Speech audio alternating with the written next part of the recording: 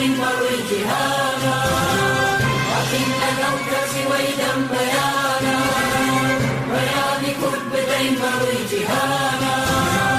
قوتابخانەی کوردایەتیم و کۆڵمەدان ئێمە یەکەم بەقیدی مەکشکان ئەڵێ ڕەزانە بیر نەکەین پەیمان پارتی و وچاری نەداوە لە خەمی گەلەکەیدا بووە خەبات دەکا خوێن دەبەخشێ سەروەرەکانی کورد دەپارێزێ بەردەوامیش دەبێت تا گشت ئامانجی گەلەکەمان بەدەست دێنێ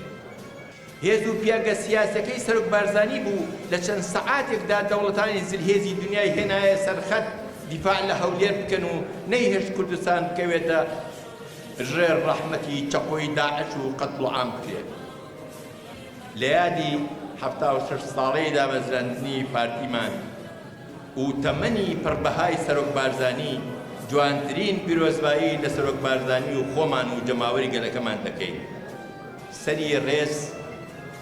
و وەفا بۆ خەبات و تێکۆشانی باوکی نەتەوەیمان بارزانی نەمردا دەنوێنین سڵاو دەنێرین بۆ گیانی پاکی کاکە ئیدریسی هەمیشە لێیان هەزاران سڵاو لە گیانی سەرجەم شەهیدانی کورد و کوردستان کە بە خوێنی گەشتیانمانەوەی کوردیان پاراست و سەروەریەکان بۆ گەل و نیشتمان بەدەستهێنا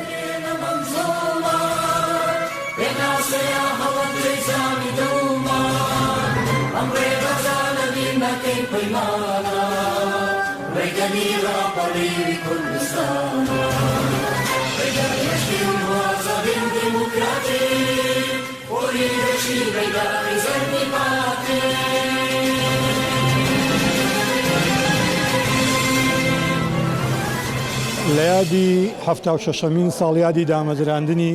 پارتی دیموکراتی کوردستان وێ ڕای سڵاو و ڕێزم بۆ سەرۆکی پارتی دیموکراتی کوردستان بۆ سەردەم هەڤاڵانی پارتی دیموکراتستان سەری ڕێز و نەوازی لە بەردەم گڵکۆی شەهیدان و سەروەری شەهیدان باردانی نەمیر و کاکە دیسی دادەنوێنم دیارە پارتی دیموکراتی کوردستان لە قۆناغێکدا کە دامەزرا قۆناغی دوای ڕووخانی کۆمار کە لەو سەردەمەدا کورد ئەتوانم بڵێم لە ناومێدیەکدا بوو بەڵام بە دامەزراندنی پارتی دیموکراتی کوردستان بەڕابەرایەتی بارزانی نەمرد کورد جارشکە هەوڵ و جۆشی خەباتیدایەوە لە کوردستانی خۆمانداوە بە تایبەتیش بووە جێی هیوا و ئومێدی سەرجەم کوردان لە هەر چوار پارتی کوردستان پارتی بوون یعنی کوردایەتی یعنی سربەخۆیی یعنی ژیان یعنی ئاسایش یعنی ئەمنێت ئینشاءالله هەر سەرکەوتوو ئەبین و هەموو چوار پارچەی کوردستان بە جەنابی سەرۆکۆ جوانە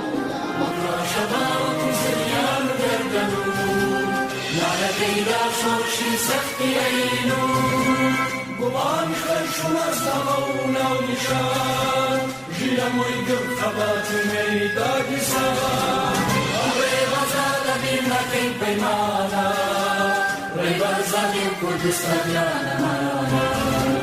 ڕێ بەرزانی و کوردستانیانەمانە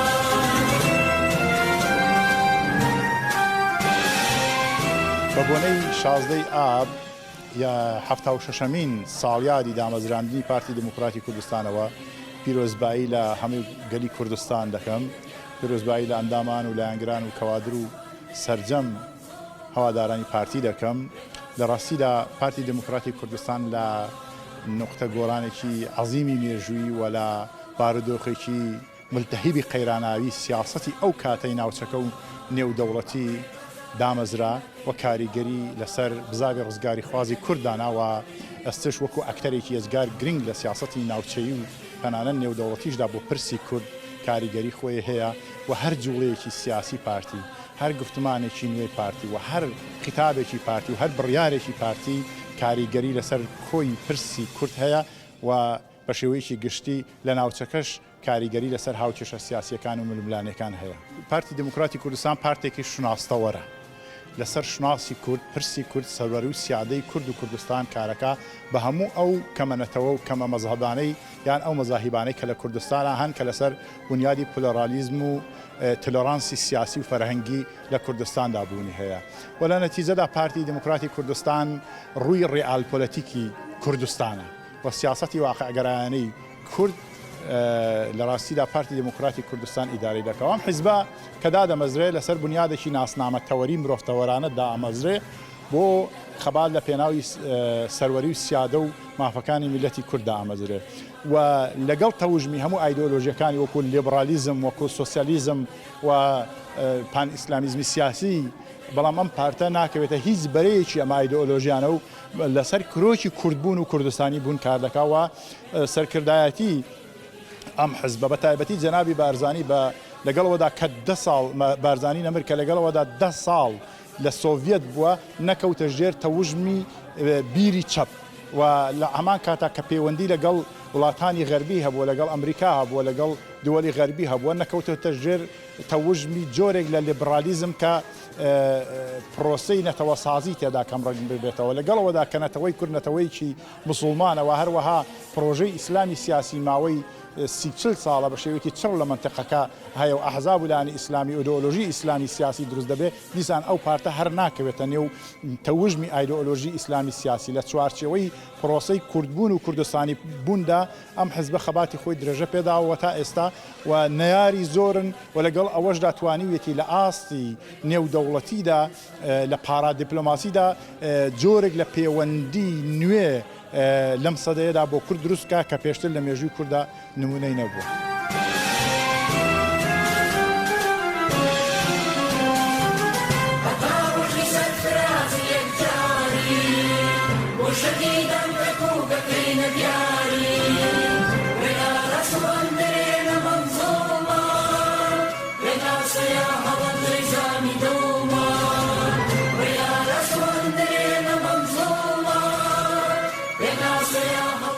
خۆشحاڵە بین ئێمە لەم ڕۆژەیە پیرۆزبایی بە تایبەت لە جەنابی سەرۆک بارزانی و لەسەر جەم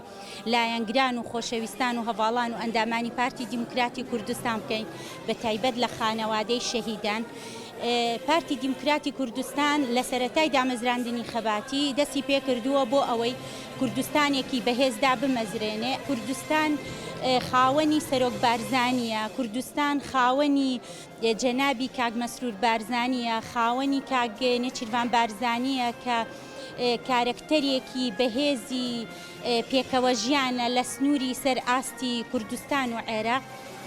بە ناوی خۆم و بنەماڵەکەم و سەرجەم هەواڵانی لیژنەی ناوچەمان پیرۆزبایی لە ئەو کەسانە دەکەم کە پاڵپشتی و دڵسۆزی بۆ کورد و بۆ کوردستان و بۆ پارتی دیموکراتی کوردستان دەردەبڕن. ئەو پارتەی کە ماوەی 76 ساڵە بە دروشمی نوێبوونەوە دادپەروەری بەردەوامی داوە، هەروەها کاری بە تەواوی کردووە بۆ سربەخۆیی کوردستان. لە هەمان کاتیشدا زۆرێک لە ئەو کارانەی کە ئەنجامی داوە لەلایەن گەنجان و قوتابیانی کوردستانەوە بۆ زۆرێک لە چین و توێژەکان لەناو ئەم پارتەدا جێگەیان بووتەوە، جیاواز لە هەموو ئەو پارتانەی کە تەنها ڕەوتێکی تایبەتیان گرتووە. ئەم پارتە ماوەی 76 ساڵە بە بەردەوام بە نوێبوونەوە و بە دەموچایی نوێ و بە ئایدیا و بە ئایدۆلۆژیا و بە کاری نوێوە دەرکەوتووە. لە هیچ کاتێکدا وەستان بەم پارتەوە نەبیندراوە.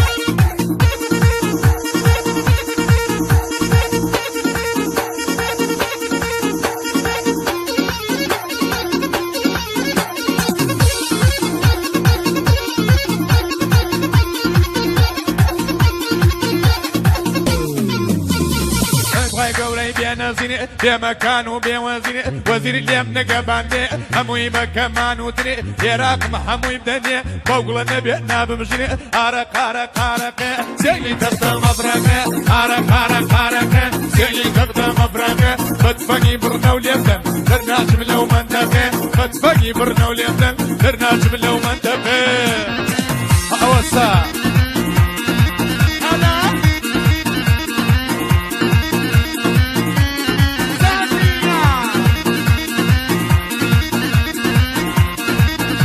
وي سقزوبانە ماڵە و ماڵ گەورە و بیچکۆلە و منداڵ سەقزوبانە ماڵە و ماڵ گەورە و بیچکۆلە و منداڵ قاسبی ئەکەن بەتاڵ هەمووی پێشکەش ماڵە و دێ بە تۆ مەمەگ پورتەقاڵ هەر لە سەقز بارەکەم ئەچم بۆ لای یارەکەم یارەقە و بڵەنەکەم کەنیژ وەزیر جەنگەکەم ئەوە داوای تۆەکەم وەبزا زۆر خۆم دەنگەکەم ئارەقێ سێگی دەغدە مەفرەقێ ئارەقێ سێگی دەغدە مەفرەقێ بەتفەنی بڕنە و لێبدەن دەرناچم